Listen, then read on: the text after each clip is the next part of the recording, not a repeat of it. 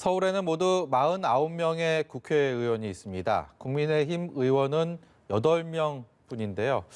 이 중 이른바 강남 3구를 제외하면 오로지 1명, 이분만 남습니다. 국민의힘 4선 중진 권영세 의원을 1번 지원장에서 직접 만나보도록 하겠습니다. 안녕하세요. 예, 안녕하세요. 초대해 주셔서 감사합니다. 네, 나와주셔서 감사합니다. 예.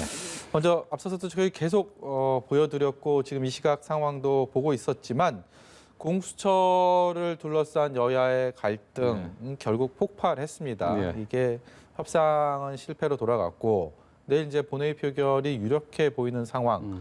앞서서 이제 공수처가 정당하냐 그렇지 않느냐 이 법에 뭐가 문제가 있느냐 이 부분은 사실 지난해부터 계속 예. 이어져 왔던 논란이기 때문에 차치하고라도 앞으로 국민의힘이 할 수 있는 건 과연 무엇인지 내일까지 내일 본회의 열렸을 때 어떻게 대응할 수 있을지 이 부분이 궁금한데요. 먼저 그 부분부터 여쭤보겠습니다. 먼저 제가 이제 적지 않은 기간 이 국회에 있었고 또 중간에 한 8년 정도 공백이 있다가 오래간만에 다시 들어왔는데 네. 지금 한 이제 6개월, 한 8개월 됐죠. 네. 그 기간 동안 느낀 이번 국회의 총평은 이건 정상이 아니다.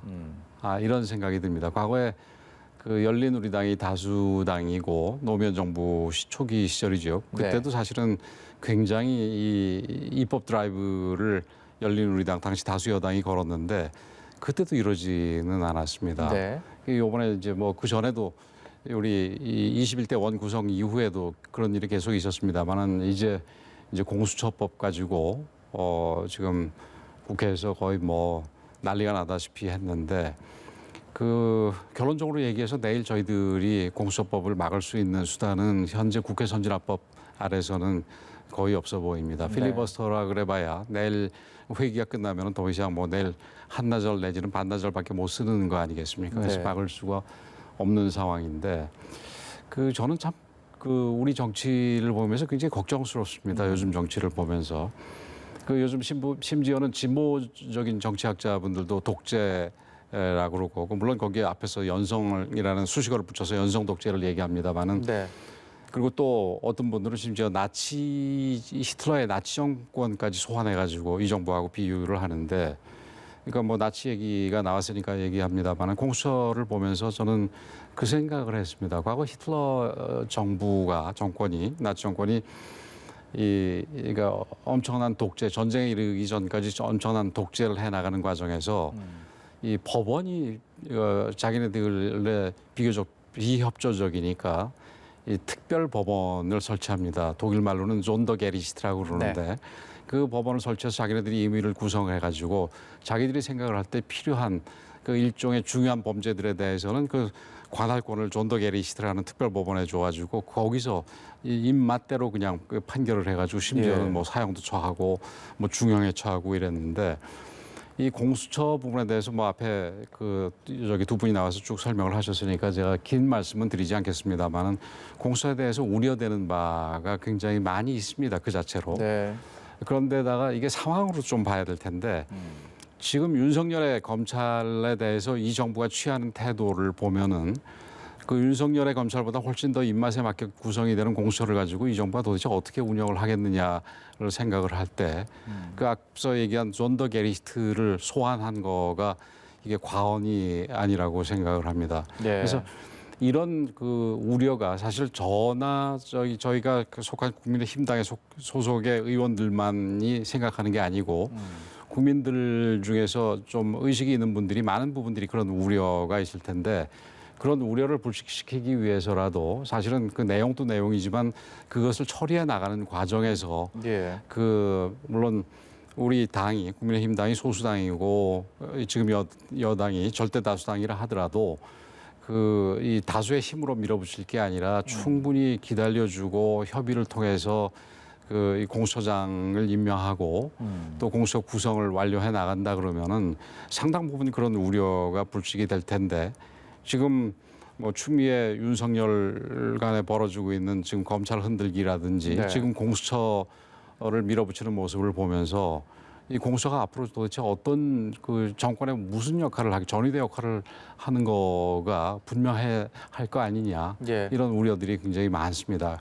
그래서 이거는 한 정권의 문제가 아니라 또 다른 정권이 또 혹시라도 그 공수처를 이용하려고 그렇게 한다면은 그 뭐 그때 가서도 문제가 아니겠습니까? 예. 그래서 이런 부분에서 사실은 처음 단추를 꿰일 때 이 정부가 지금처럼 무리한 저는 짓이라고 얘기를 하고 싶은데 네. 그런 짓은 하지 말아야 된다고 저는 분명하게 말씀드리고 싶습니다. 내일 본회의가 열리고요. 그 또 한 가지 중요한 일정, 그 다음 날로 예정돼 있는 윤석열 검찰총장에 예. 대한 법무부 징계위원회. 예. 이 또한 뭐 전국에 큰 소용돌이를 불러올 것으로 예상이 되는데 앞서서 주호영 국민의힘 원내대표가 윤석열 총장은 정치를 하지 않겠다라고 선언을 해야 네. 된다라는 말을 했었고요. 여기에 대해서 권영세 의원이 굉장히 부적절하다라는 예. 또 언급을 하셔갖고 예, 제가 그 페이스북에 이유에 대해서 그런 얘기를 좀 썼죠. 여쭤보도록 네. 하겠습니다.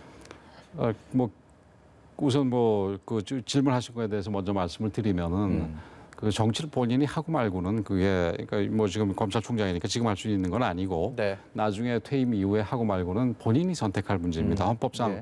그 정치를 할 자유가 있는 게 아니겠습니까? 이런 부분에 대해서 이렇게 저렇게 얘기를 하는 거는 그 자체로도 부적절하고 또 윤석열 총장에 대해서 그 별로 있지도 않은 혐의들을 씌워가지고 지금 이 뭐 정치 중립을 훼손했느니 하고 몰아붙이는 상황에서 지금 주호영 대표의 그런 얘기가 잘못하면 빌미를 줄 수 있겠다.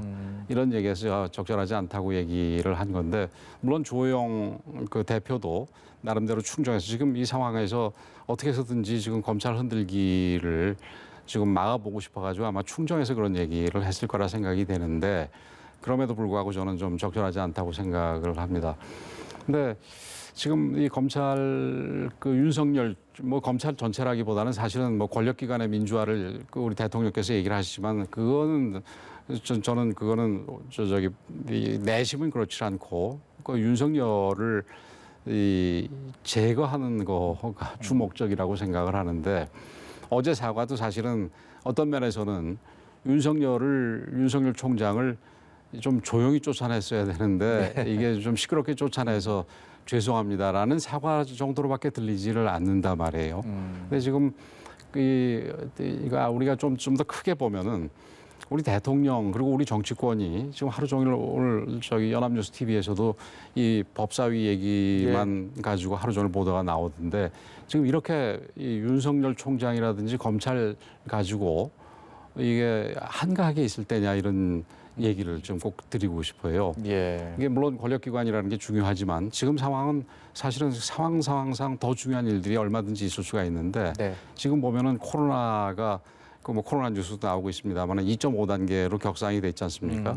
그런 상황에서 코로나 자체로부터의 국민들의 건강 확보도 굉장히 중요한 부분이고 네. 또 코로나로 인해서 여러 가지 무슨 뭐 경제적인 문제라든지 특히 소상공인이라든지 자영업자들이 이 겪고 있는 경제적인 어려움이라든지 그다음에 뭐 재택 수업 그러니까 원격 수업 이런 거로 인해 가지고 이 어린이들 우리 이 학생들이 교육 격차가 훨씬 더 커지고 있습니다. 이런 예. 문제를 해결하는 부분이라든지 또 이제 좀 더 이 바깥으로 시야를 넓혀 보면은 얼마 전에 대선 결과가 사실상 확정이 돼 가지고 이 대외 환경, 외교 환경에 큰 변화가 있었지 않습니까? 미국 대선이요? 그렇죠. 예. 미국 대선이 네. 이 결과가 있어서 그래서 이런 부분에 대해서 우리가 그 외교적으로 어떤 식으로 대응을 해 나가야 될지 특히 그 우리 외교 환경 문제는 우리는 북한 문제가 있기도 하고 네. 또 경제적으로도 우리가 저기 교육 지수가 뭐 70% GDP의 70% 이상이 수출 수입을 한 나라가 중요한데 이런 거를 제쳐놓고 지금 공수처라든지 검찰 흔들기라든지 이런 데에 몰두하는 대통령이 과연 비전을 가진 대통령인가에 대해서 저는 아주 대단한 그 저기 의문을 제기하고 싶습니다. 제가 준비하고 그리고 여쭤보고 싶은 질문이 참 많았는데 예, 하고 예. 싶은 말씀이 워낙 많으셔갖고 좀 빨리 좀 진행을 해야 될 것 같습니다. 예. 김종인 위원장 대국민 사과 이거 놓고 국민의힘 굉장히 시끄럽다고 들었습니다. 실제 예. 본질은 어떤 것이고 정말 우려할 만한 잡음이 있는 것인지 여쭤보겠습니다. 뭐 그거 가지고 좀 논의가 있는 거는 사실입니다. 그래서 그게 뭐 언론에서 보도되고 그렇습니다만 제가 그 김종인 비대위원장을 중진들하고 모임에서 이제 만났어 벌써 시간이 제법 됐습니다만은 이런 얘기를 드린 적이 있습니다. 우리 김종인 비대위원장님께서는 이 혼자서 성큼성큼 먼저 가시지 말고 네. 당하고 좀 같이 가주셨으면 좋겠다. 이게 좀 일체감을 가지고 이렇게 보조를 맞춰서 같이 가주셨으면 좋겠다. 이런 말씀을 드린 적이 있는데 네. 이 문제도 그렇습니다. 사실은 그 이명박 정부와 박근혜 정부의 이 잘못한 부분에 대해서 사과를 하는 부분은 사실은 우리 당 전체가 관련이 된 부분이고 한 개인의 문제도 아니고 또 더 나아가서는 사실은 이 보수 우파 전체가 이 관심을 가지고 또 좀 관심을 가지는 그런 문제가 아니겠습니까? 그런 점에서 최소한 우리 당하고 그 컨센서스를 이루어서 처리를 해야 될 문제다. 예. 저는 이렇게 생각을 합니다. 뭐 개인적으로야 지금 아까 이제 오늘의 사태에 대해서 제가 말씀을 좀 부정적인 말씀을 드렸습니다만은 그 이런 부정적인 사태를 초래한 기본적인 원인은 그 지난 두 번의 정부가 뭐 내부 갈등에다가 뭐 일종의 그 불법 행위들이 겹쳐가지고 이런 초래한 측면이 있으니까 예. 이런 부분에 대해서 사과하는 건 얼마든지 있을 수 있다고 생각을 합니다. 그러나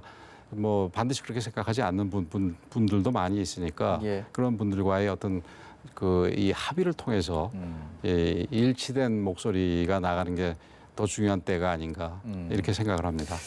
재보궐선거 예비후보 등록 오늘부터 시작되는데 아직 뭐 그렇죠. 누가 출사표를 공식적으로 던졌는지는 조금 더 지켜봐야 될 것 같습니다만 국민의힘의 서울 지역구를 두고 있는 중진 의원으로서 서울시장 보궐선거에 대한 필승 전략에 대해서 충분히 고민을 하셔야 되는 자리에 있으실 예, 것 같고 예. 여러 가지 생각들 많으실 것 예. 같은데 어떻게 보고 계십니까? 지금 사실 이번 선거는 이번 보궐선거가 생기게 된 이유를 보더라도 그렇고 지금 현재 서울을 중심으로 해서 부동산 문제 특히 뭐 부동산 이 가격 문제도 그렇지만 전세 난 부분이라든가 뭐 또 세금 문제 이런 게 뭐 굉장히 많지 않습니까? 예. 이런 거를 고려를 할 때 당연히 여당이 돼서는 안 되는 선거라고 생각이 됩니다.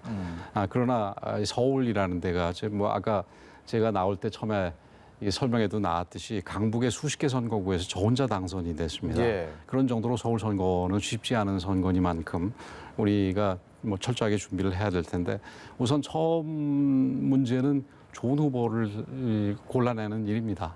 그래서 좋은 후보, 확장성 있는 후보, 그다음에 우리 시민들로부터 그 시장으로서 인정받을 수 있는 그런 후보를 골라내는 게 중요하고, 예. 그다음에 이 서울 시민들이 이 진짜 이 관심을 두고 있는 사항들, 우선 뭐 주택 문제가 가장 큰 문제가 되겠고, 예. 또 세금 문제라든지 여러 가지 뭐 경제 문제라든지 기타 여러 가지 사회 문제들에 대해서 우리들이 하나하나 우리들의 비전을 대안을 제시하는 게 굉장히 중요하다고 생각이 됩니다. 그래서 그런 면에서 서울의 중진 의원으로서 그 서울 보궐선거, 뭐 제가 부산 보궐선거까지 책임질 수는 없습니다만은 예. 서울 보궐선거 승리를 위해서 최선을 다할 생각입니다.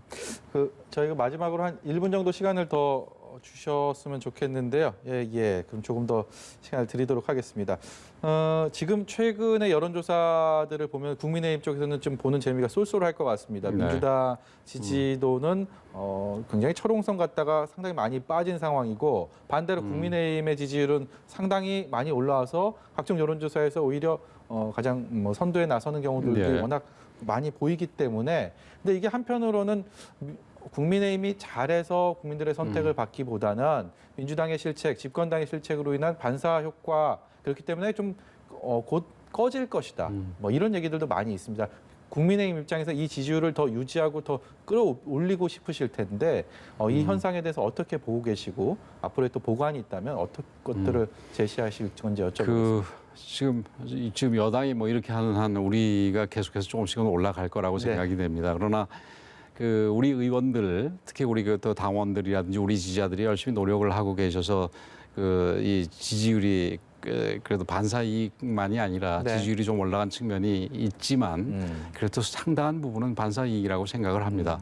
그런 점에서 우리 당이 좀 더 이 대안 정당으로서 확실하게 신뢰를 받고 인정을 받을 수 있도록 이 정책으로부터도 그렇고 뭐 행태로부터도 그렇고 여러 가지 노력을 더해야 된다고 생각을 합니다. 예. 네. 시간이 있으니까요. 예, 하나만 더 여쭤보겠습니다. 네.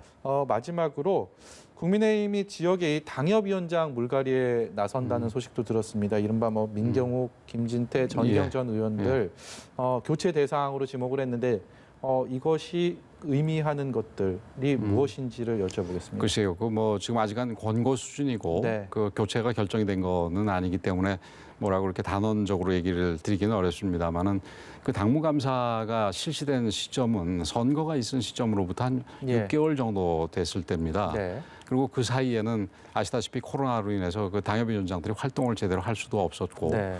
또 많은 당협위원장들은 지난번에 공천 처음 받아가지고 당협위원장을 처음 받은 사람들이기 때문에 네. 어떤 식으로 지역 활동을 해야 될지도 아직 잘 모르는 상황입니다. 그래서 그런 상황에서 지금 뭐 한 6개월 정도의 성적을 가지고 그 교체를 하는 거는 전 적절하지 않다고 생각을 하고 예. 지금 이번 당무감사 내용은 뭐가 부족한지 그 해당 당협위원장들한테 좀 이렇게 가르쳐주는 지도 형식의 감사로 그치는 게 좋겠다 이런 생각이 듭니다. 더군다나 그 조금 전에 뭐 서울시장 보궐선거가 얘기가 나왔습니다만 이제 서울시장 보궐선거가 불과 한 4개월밖에 남지 그렇죠? 않은 거 아니겠습니까?